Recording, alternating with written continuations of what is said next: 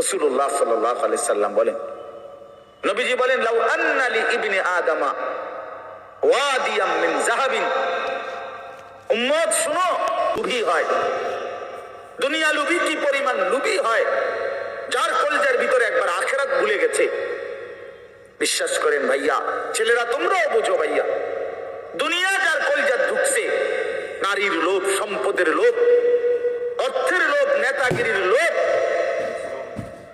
তো আল্লাহ রাসূল সাল্লাল্লাহু আলাইহি সাল্লাম বলেন, এই দুনিয়া লুভিকে, বনি আদমকে যদি একটা পাহাড় পরিমাণ স্বর্ণ দেওয়া হয়, লা আহাব্বা আন ইয়াকুনা লাহু ওয়াদিয়ান, সে মনে মনে চাইবে যদি তাকে দুইটা পাহাড় স্বর্ণ দেওয়া হইতো। একটা পাহাড় মানে কি 200 কেজি মাটি। হ্যাঁ, কথা বুঝছেন না? একটা পাহাড়ের মধ্যে 200 কেজি মাটি, তো টনে টনে মাটি, টনে টনে, মিলিয়নে মিলিয়নে মাটি। মদিনার উহুদ পাহাড় 8.5 কিলোমিটার লম্বা, এত বড় পাহাড়, এত দূরত্ব, এত উঁচা, যে মসজিদে নববীর এখান থেকে, বারান্দা থেকে, সেখান থেকে দাঁড়াইলে কি দেখা যায়? উহুদ পাহাড় দেখা যায়। আমাদের পরম শ্রদ্ধেয় হাফেজ মৌলানা আমিনুল ইসলাম সাহেব দামাত বারাকাতুহুমুল আলিয়া, বাস্তবিক অর্থেই আসলে আমি যখন একদম ছোট ছিলাম, আমাদের কুমিল্লা শহরে বাসা, ইমামের জায়গায় না দাঁড় করায়া তো বলছে, আব্দুর রহমান আগে ফজরের নামাজ শেষ করো, তারপরে তোমরা আমারে ধৈর্য। তো উনি কাটা মুরগির মতো পাশে এই ব্যথায় তড়ফাইছে, কিন্তু সাহাবায়ে কেরাম আগে নামাজ পড়ছে, এরপরে উনারে ধরছে। তো এই আঘাতেই উনি শাহাদাত বরণ করছে। তো শহীদি মৃত্যু হয়েছে, আবার রসুলের শহরেই মদিনাতেই মৃত্যুবরণ করছে। ও সবচেয়ে আশ্চর্যের কথা হলো, উনি হলেন শহীদ মেহরাব, মেহরাবের শহীদ, অর্থাৎ নামাজের এই জায়গায় রাসূলুল্লাহ সাল্লাল্লাহু আলাইহি ওয়াসাল্লাম আজীবন যেখানে ইমামতি করতেন, সেইখানে তিনি শাহাদাত বরণ করছেন। আল্লাহ ওনাকে কিভাবে কবুল করছে। এজন্য নওজোয়ান ভাই ছেলেরা, তোমাদেরও এটা মনে রাখা চাই, সারা পৃথিবীর ইসলাম বিরোধী দুশ্মনরা, সারা বিশ্বের ইহুদি, খ্রিস্টান, মুনাফিক, নাস্তিক, মুরতাদ, ইসলাম বিদ্বেষীদের একটা বড় ষড়যন্ত্র, তাদের একটা বড় মেন এজেন্ডা হলো সারা পৃথিবীর মুসলমানদের দিল থেকে জিহাদ ফি সাবিলিল্লাহ, আল্লাহর রাস্তায় জিহাদ এবং শাহাদাত, এই শব্দ যেন ভুলে যায়। ভোগ বিলাসিতা, দুনিয়া প্রীতি, দুনিয়া নিয়ে ব্যস্ত থাকা, এই অর্থ সম্পদ, বাড়ি ঘর, দালান, বিল্ডিং, খাট, পালক, সোফা, ফার্নিচার, আর ছেলেপেলেরা মোবাইল, বন্ধুদের আড্ডা, খামখেয়ালি, মানে এর মধ্যেই ডুবে থাকুক, অসভ্যতার মধ্যে, দুনিয়া বাড়ানোর মধ্যে পড়ে থাকুক, এটা হলো বেঈমানের সমস্ত ষড়যন্ত্রের মূল। এজন্য সারা পৃথিবী জুড়ে তারা জিহাদ ফি সাবিলিল্লাহর বিরুদ্ধে, আল্লাহর রাস্তায় যুদ্ধ, এর বিরুদ্ধে জঙ্গি, উগ্রবাদী, টেরোরিস্ট, সন্ত্রাসী ইত্যাদি বহু কিসিমের অপপ্রচার করি লাগাতার অব্যাহত। এই পরিমাণ বলতে থাকছে যে অনেক মুসলমান সাধারণ মানুষ পর্যন্ত এটাকে ভয় পাইতে শুরু করছে, যে জিহাদ বললেই আতঙ্ক, কিতাল বললেই আতঙ্ক। অথচ কোরআনুল কারীমের প্রায় 600-র চাইতে বেশি আয়াতের মধ্যে আল্লাহ তাআলা জিহাদ ফি সাবিলিল্লাহর কথা বলছেন। তাহলে এতগুলো আয়াতকে অস্বীকার করার কোনো সুযোগ আছে? বলেন, কিভাবে অস্বীকার করে? কোরআনুল কারীমের একটি শব্দ কেউ যদি অস্বীকার করে, তাহলে তো সে কাফের, সে তো বেঈমান। তাহলে কোরআনুল কারীমের মধ্যে আল্লাহ তাআলা বারবার এই কথা স্পষ্ট বলছে।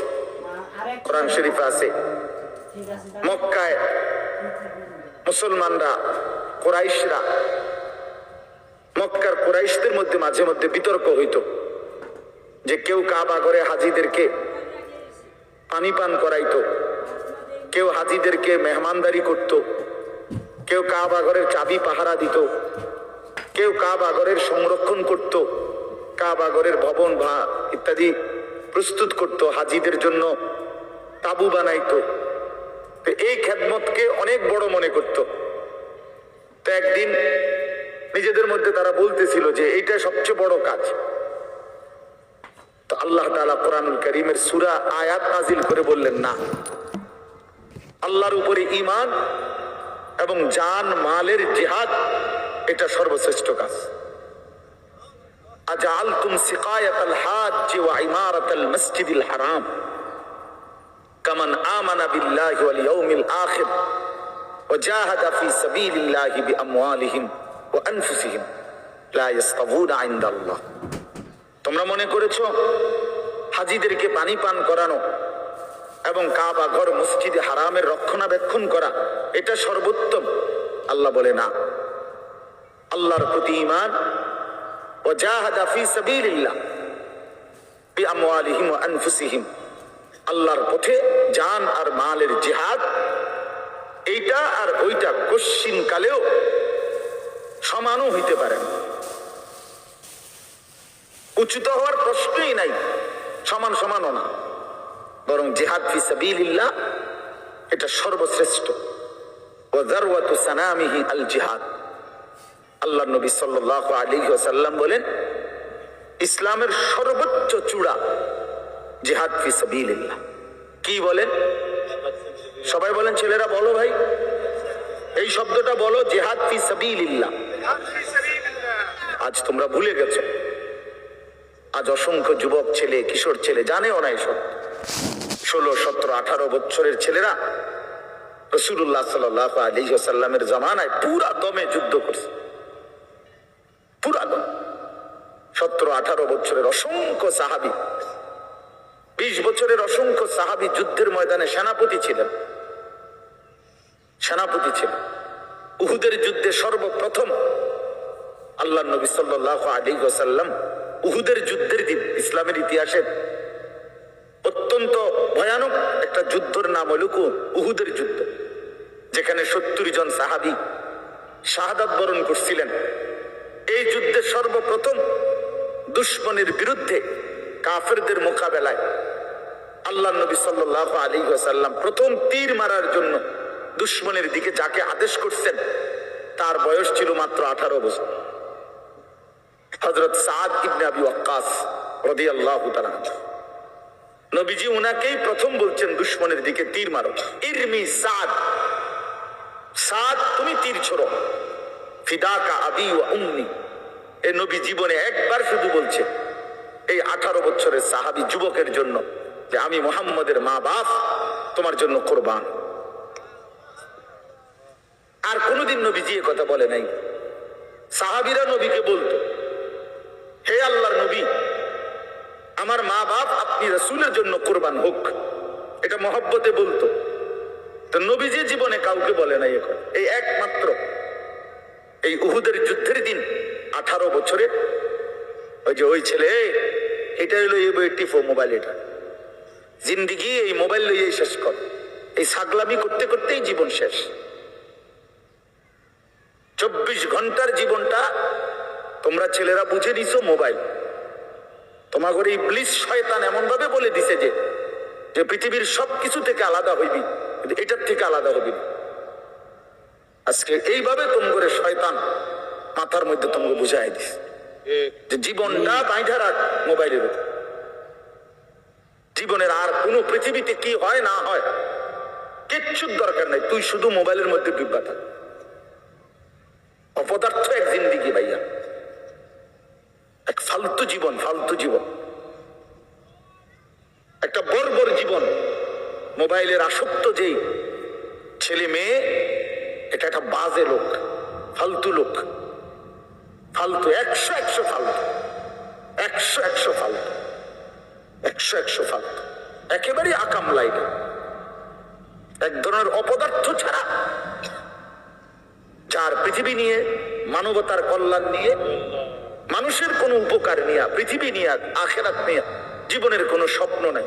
শাহওয়াত, শুধু শাহওয়াত, শুধু লজ্জাস্থানের একটা চাহিদা আছে, শাহওয়াত, এটা পূরণ কর। নারী, ছবি, নাচ, গান, উলঙ্গতা, অস্থিরতা, বেহায়াপনা, অসভ্যতা, খালাস, এটা মজা পাইলাম, বেড়ি চাইলাম,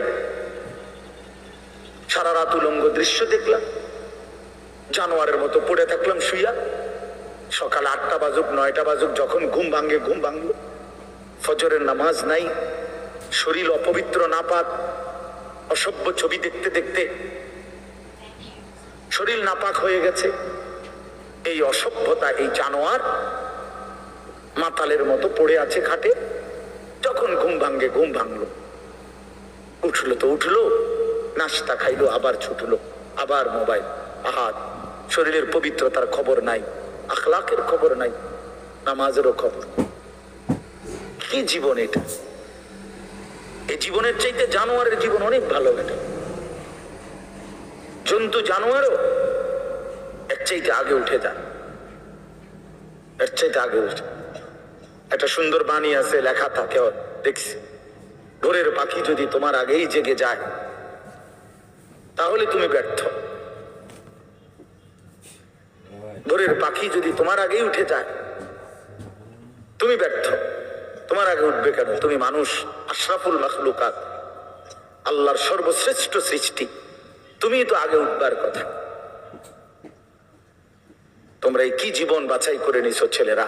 তোমরাই বলতে পারো বাবা। তোমার জন্য আমি আটকাবো না, আমার জন্য তুমি আটকাইবা না। কেউ কারোর জন্য আটকাবে না ছেলেরা, মনে রাখো। একদিন তোমার বাপ তোমার বাপের মতো করে কবরে চলে যাবে। এই যাই দৌড়ঝাঁপ করছে বেচারা কামাই করার, একদিন দেখবা তোমার রাইখা সে চলে গেছে। একদিন তুমিও চলে যাইবা। এই বন্ধু বান্ধব, আড্ডা, এগুলো সব থাইকা যাবে। দুনিয়ার জায়গায় থাকবে। তুমি মরবা যেদিন, আমি মরবো যেদিন, সেদিনও সূর্য উঠবে, চাঁদ উঠবে, পৃথিবীর এই ব্যস্ততা থাকবে, মানুষের দৌড়ঝাঁপ থাকবে, দোকানপাট সব খুলবে, বাজার ব্যবসা চলবে, শুধু আমি নাই। শুধু কি আমি নাই। আর সবই কি স্বার্থপর দুনিয়া। কেউ তোমার জন্য 1 ঘন্টাও থামবে না, কেউ না। কারো হাতে সময় নাই ভাইয়া, কারো হাতে সময়। বহুতই বড় স্বার্থপর এক দুনিয়া এটা। এজন্য বুদ্ধিমান সে, নবীজি বলছে, আল কাইয়িসু মান দানা নাফসাহু ওয়া আমিলা লিমা বা'দাল মাউত। বুদ্ধিমান তো সে যে নিজের হিসাব করে, নিজের হিসাব রাখে এবং মৃত্যু পরবর্তীর জন্য আমল করে। রাসূলুল্লাহ সাল্লাল্লাহু আলাইহি সাল্লাম বলছে, এক সাহাবী জিজ্ঞেস করছে, ইয়া রাসূলুল্লাহ, মান আকিয়াসুন নাস ওয়া আহজামুন নাস? সবচেয়ে বিচক্ষণ, বুদ্ধিমান, বিবেকবান কে? নবীজি সাল্লাল্লাহু আলাইহি ওয়াসাল্লাম বলেন, আকসারুহুম যিকরান লিল মাউত। বেশি বেশি যে মৃত্যুকে স্মরণ করে। ওয়া আকসারুহুম ইস্তি'দাদান লিল মাউত, এবং বেশি বেশি যে মৃত্যুর জন্য প্রস্তুতি গ্রহণ করে। সে বুদ্ধিমান, সে বুদ্ধিমান। কোরআনুল কারীমের মধ্যে আল্লাহ তাআলা বলেন, ওয়া ইন্নাদ দারাল আখিরাতা লাহিয়াল হায়াওয়ান। ছেলেরা মোবাইল যে কয়জন হাতে আছে নামায় ফেলো, হাতের থেকে মোবাইলটা নামায়া শোনো ভাই, আমার দিকে তাকাইয়া শোনো, ভালো হবে ভাই। তো আল্লাহ তাআলা বলেন, নিশ্চয়ই আখিরাতের ঘর জান্নাত, সেটাই কেবল জীবন। লাহিয়াল হায়াওয়ান, ওইটাই লাইফ, ওইটাই জীবন, এটাই স্টেশন, এটা প্ল্যাটফর্ম। এজন্য ট্রেন স্টেশনে যত অত্যাধুনিক এসি থাকুক, বাসের প্ল্যাটফর্মে যত অত্যাধুনিক রুমে হোক, লোকটা কেবল ছটফট করে, একটু পর পর ঘড়ি দেখে, টিকিট দেখে, বাইরে উকি দেয়, বাস আগে না। আরে ভাই এরকম করেন কেন? এসি চলতেছে, বসে না থাকবে। আর আপনি আপনার কথা বুঝে থাকতে পারছি না, ঠিকই না বলেন? অথচ কোনো সমস্যা নাই, এতটা অত্যাধুনিক রুম এখানে। তাহলে নাস্তা টাস্তা দিয়েছে, কিন্তু এর কেবল গরিসা। সে কেবল টিকিট চায়, সে কেবল জিজ্ঞাসা কি ভাই আইলুনি ট্রেন আসছে, কারণ এটা যে প্ল্যাটফর্ম, সে এখানে বসতে আসে নাই। রব্বুল আলামিন বলে বান্দা বিশ্বাস করো এটা প্ল্যাটফর্ম। মালি ওয়ালিদ দুনিয়া। রাসূলুল্লাহ সাল্লাল্লাহু আলাইহি ওয়াসাল্লাম, হাই উম্মত, দুনিয়ার সাথে আমার কিসের সম্পর্ক? কি সম্পর্ক? ইন্নামা মাসালি ওয়া মাসালুদ দুনিয়া কারাকিবিন ইস্তাওয়াল্লা তাহতা শাজারাতিন সুম্মা রাহা ওয়া তারাকা। হাদিস। নবীজি বলছে আমার উদাহরণ দুনিয়ার সাথে কেমন শোনো। এমন এক পথিক লম্বা পথে বহু দূর কোথাও যাবে, রওনা দিছে, প্রচন্ড রৌদ্র, ভীষণ রৌদ্রে পথিক এতটাই ঘামে ভিজে গেছে যে এই জন্য সে একটা গাছের নিচে একটু বাতাসের জন্য একটু বসছে, শরীরটা যাতে একটু ঠান্ডা হয়, গরম লাগতেছে। তো কিছুক্ষণ পরে শরীরটা যখন একটু ঠান্ডা লাগছে, একটু বিশ্রাম করছে, তা আবার সেই পথিক তার মূল গন্তব্যের দিকে রওনা দিয়ে চলে গেছে। তারা কাহা, গাছটাকে গাছের জায়গাতেই রেখে গেছে।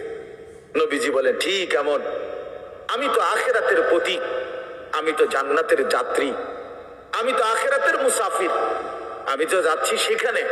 তো যাওয়ার পথে মাঝখানে 60 বছর, 63 বছর, 40 বছর, 50 বছরে একেবারে সামান্য একটু সময় ওই গাছের নিচে দুনিয়ায় একটু বিশ্রাম করলাম, একটু বসলাম, আবার একটি নির্দিষ্ট সময় পরে আমি আমার আপন গন্তব্য আখিরাতের দিকেই রওনা দিলাম। দুনিয়া দুনিয়ার জায়গায় রয়ে গেল, দুনিয়া দুনিয়ার জায়গাতেই রয়ে গেল, দুনিয়া পড়েই রইল। কি ভাই বুঝতেছেন এই কথাটা? রাসূলুল্লাহ সাল্লাল্লাহু আলাইহি ওয়াসাল্লাম বলেন ইয়াকুলু ইবনু আদম মালি ওয়া মালি। কি আজীব হাদিস শুনেন। নবীজি বলেন হায় বনি আদম সারাক্ষণ কেবল বলে আমার মাল, আমার মাল। দেখছেন গাড়িটা আমার, এই বাড়িটা আমার, এই 10 শতক জমি আমার, এই সোফাগুলো আমার, এই খাট আমার। আল্লাহ নবী সাল্লাল্লাহু আলাইহি সাল্লাম বলেন হাল্লাকা ইবনা আদম মিন মালি। কোথায় তোমার মাল? এই বনি আদম মাল তোমার বলতে কে বললো এগুলো তোমার?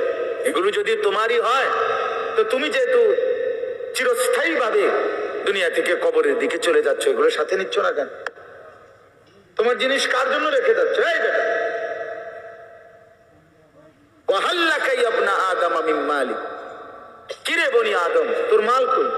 তোর যদি হয় নিচ্ছ না কেন এগুলো? তোমার মোবাইল আমার, তো আমি এটা নিয়ে যাবো না সাথে এখন, নাকি ফিরে যাবো? কথা বলেন না কেন? তো তুমি তো দুনিয়া থেকে চলে যাচ্ছ, তো নিচ্ছ না কেন এগুলো? তোমার 10 শতক জায়গা নিবে না?